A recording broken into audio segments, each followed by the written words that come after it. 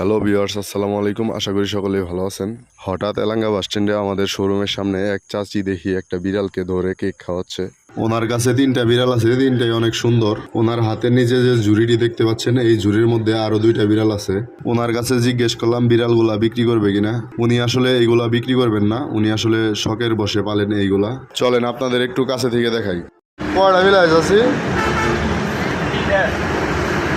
ওনাকে জিজ্ঞাসা করলাম কয়টা বিড়াল, উনি বললেন 3টা বিড়াল আছে ওনার কাছে। আর বিড়ালগুলাকে উনি প্রচুর ভালোবাসে, রীতিমতো চুমা দিতেছিল। বিড়ালগুলা এই ঝুড়ি থেকে বের হবে, জাস্ট একটু ওয়েট করেন, দেখেন বিড়ালগুলা কত কিউট। ওনার বিড়ালের প্রতি ভালোবাসা দেখে আশেপাশের সবাই ওনার দিকে তাকাইছিল।